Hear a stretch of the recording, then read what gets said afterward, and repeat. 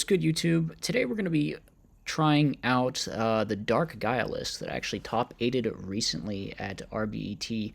It's one of the older style hero versions of the Dark Gaia deck that people had kind of dropped because of the rock build that came out lately.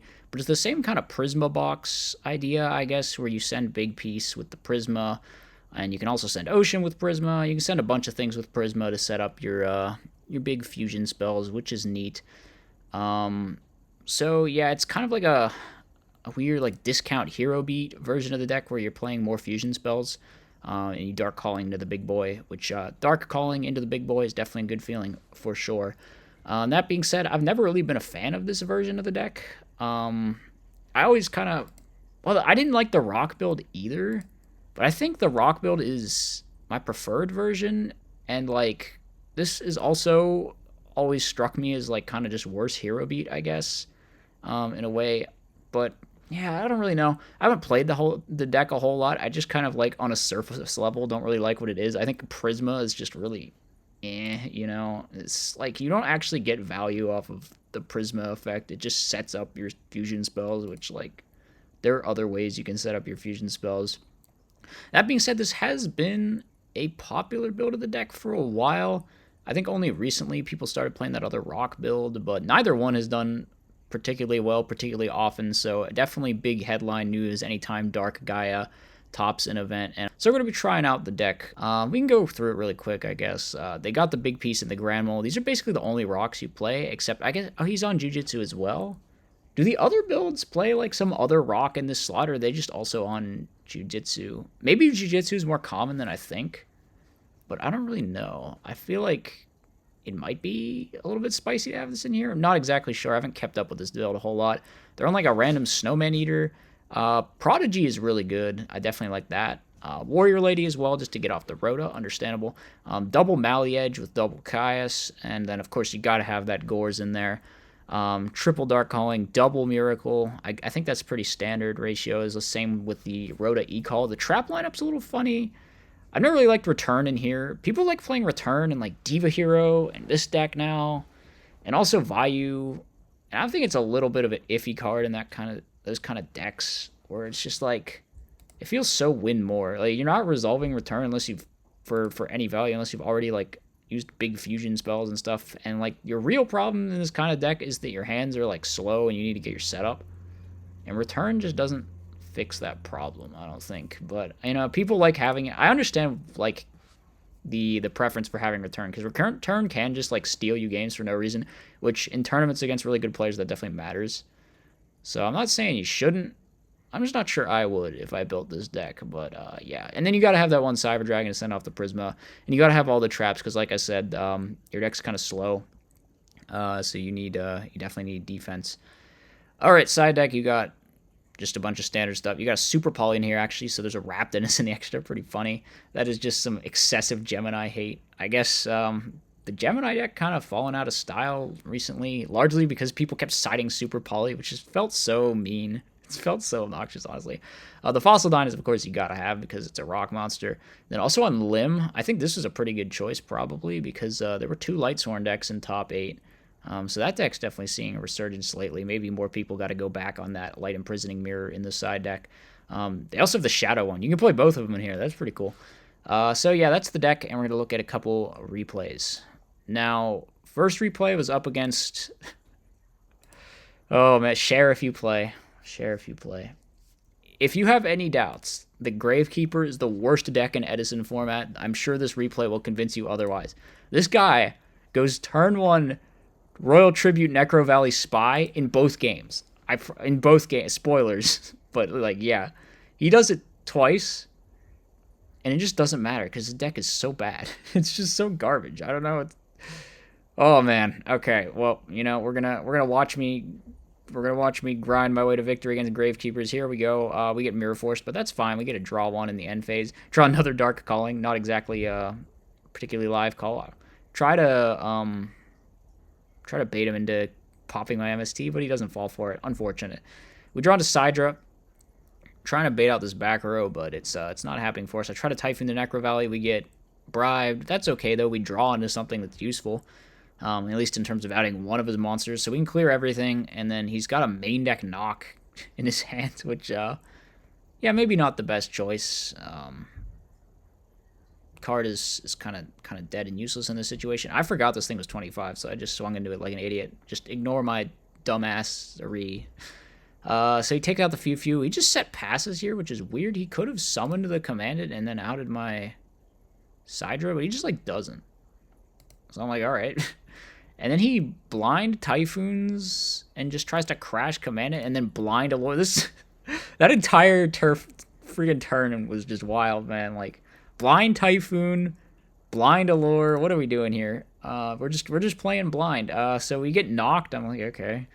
Might as well summon this big thing. If he drew the third spy, I was gonna be so salty. If I swung at it with a Sidra, or no wait, yeah, the third spy. I'm right. But he rips freaking Gravekeeper Assailant off the top, which actually outs this. Very funny. We draw into Giant Trunade, though, so now the game's just over. I was a little skeptical of that Trunade in the list, but, honestly, it came through here. Which is like, oh, yes, I just need an out to the thing, and now we win. So we summon 2 big guys, and we attack for lots of damage. So Gravekeeper's going to go down in spite of having turn 1 Spy, Necro Valley, Royal Tribute. And guess what? Spoilers for Game 2, they do it again. They do it again, and it doesn't matter because their deck sucks that much. Their deck sucks that much, all right? We get Spy, Necro Valley. Well, Game 1, the Royal Tribute was like so much worse for them than it was for... It was actually just like a -2, I think. It was like a 3-for-1. And then it wasn't that great of a Royal Tribute this game. It was like a 2-for-2, so they just went even. Man, the Royal Tribute looking very copium against these low monster count decks, which... are prevalent in the meta, so kind of an issue for Gravekeepers. Man, a couple of these games I remember I just kept drawing into these tribute monsters, and this deck does not feel like it's particularly good at all at enabling the tribute monster. Like Prodigy is your one thing. You got to get that Prodigy, I guess. So we swing, we get booked. I figure might as well Miracle at this point. They of course know about Heavy Storm, so they've been playing around it this entire time. They keep setting their dead knock. I don't set this. I want to draw something else to try and bait the knock, but then we get Royal Tributed, and that one was actually like... Now, that one still wasn't good, actually. It was still just a 2-for-2. Oh, man. 2-for-2 Royal Tribute, -1 friggin' Dark Bribe. What a... He draws another knock, and I know this face-down card is knock. I'm like, oh my god. Oh my god, he's just bricking on dead knocks, draws into Dark Bribe. Yeah, bricking on knock and Dark Bribe. What a... Share if you play. Anyway, next replay up against Tethys Fairy, which is a thing, I guess. So we're just kind of swinging with Stratos at this point. I don't really want to, like, I don't have no clue what he's playing. I don't want to, like, overcommit to a Torrential or something here. So we're just going to keep going 18-18. He has to start using draw cards at this point. I think he summons out a Christia. We bottomless that. He purple lights the bottomless. I could have Phoenix Wings, but I just feel like, why would I even do that? I considered going for game with Brain Con, but we would have gotten Mirror Force, and that would have been really bad. He tribute summons Tethys. We Phoenix Wing Windblast the Tethys, obviously to stop him from getting pluses, but he can just Valhalla summon it out again. And then he has more draw traps, so it's getting kind of bad. He doesn't draw another Fairy at least, so I go Mirror Force. He has a second purple light. All right. And then he summons Christia. Yeah, maybe I shouldn't have Mirror here, because I knew if he had a second purple light, he would have just dropped the Christia. I don't know. Because it's like we can't go for a game with the Brain Con anyway, since he's got this stupid-ass Dome Mirror Force set. But, yeah, he just keeps drawing a bunch of cards. At this point, we basically lost. I mean, I don't know. Maybe I could have played it different earlier. We can try grind it out with all the 2-for-1s against the Heralds. I guess that's basically the plan. We kill the Christia, but he has more draw cards, which he uses immediately. And then I think he just draws another Fairy. So things are looking bad. I don't know what we're supposed to do here. Go for Braincon to try and force out the green light that we know about, and then activate Miracle Fusion, I guess, is the plan. Not a terrible plan, but we swing into a Mirror Force, which is bad. And then he Orange Lights my Ab-Zero too. We just take 24, and now it's like, I don't even know what to do. I think if we set this, we just banish this guy, and then he drops Christia. So maybe I should have set the Ocean and hope to draw a fusion spell. That is a possibility that I should have done that. I don't know if we blew it in the early game. They were playing too passive. but I didn't know like what I was against, so it's hard to say. We get dust shooted, which kind of sucks, but we just get the thing again with the Rhoda. And we set everything, and he doesn't have a whole lot of stuff. Honestly, I could have tribute summoned this guy, but I thought it might be a recruiter, in which case it would not be great. I torrential this, because if he has purple light, we can just chain bottomless, and then we bottomless that. Gotta get rid of that Valhalla, though, or the endless threats will just keep on coming. So, yeah. And now we have another one of these awkward periods where we keep drawing all these tribute monsters that we can't really summon. So I just decided to go for the Prisma here. That gets Miracle Fusion live, so now we can try to do something. We hit over the dude. We hit over the other dude. And I think he ends on Herald, so I Dust Shoot. He could have Prio MST'd here. It would have been pretty good. I decided to just get rid of the Brain Control with the Mind Crush. Then he Typhoons the Known Solemn Judgment. He draws more. Why is he on his Knocks, actually?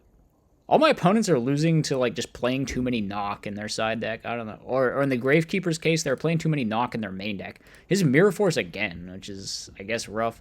Summons Hackatrice attacks. And then, what do we draw Dark Calling. I think about it. I think Honest is way more likely than... Well, Honest is roughly twice as likely as Orange Light, I guess. So I decided to go for Caius. And getting Orange Lighted wouldn't be necessarily as bad. He draws into Storm, which is... I guess he had to get rid of that Mirror Force, but... Yeah, I don't know. It doesn't really help him much. He goes for Knock, set pass, and then we just summon Mally Edge and attack over, knowing that that Mirror Force is gone. So that's going to be... It's going to be a dub for us. Game number 3. We open just a... Yeah, a really obnoxiously slow hand with all these, like, normal summons, which is weird because we don't play very many normal summons. One of my gripes when I was, like, playing this deck was, like, I felt like we didn't have enough normal summons. I was just not using my normal summon on a lot of turns, even though games were going long. It definitely feels like games usually go long, unless you just, like, draw a bunch of fusion spells, I guess, which you can, but wasn't happening for me a lot, I guess. I decided not to banish that, and then this time I do banish it. Maybe I should have just banished it, but I didn't know I was drawing this Typhoon, so we can get rid of these stupid, the Valhalla. And at this point, he goes Storm. We Mind Crush Christia. I mean, I think we're sort of obligated to Mind Crush here. We got a lot of useless cards in our hand anyway, so the only thing that would suck is if he ripped the Brain Control, which he didn't, so it doesn't really matter. Here he swings, and I think we Brain Con the guy. Do I Brain Con the guy? Yeah, I think we do Brain Con the guy, and then just attack. And then we have it kill itself. He flips up Reckless, which I decided Judgment, but he has purple, or no, he has the, oh, you know what? He had the third Valhalla in his deck. I assumed they were both gone, but he's just playing 3 because he's a madman. I think 2 is probably optimal, but...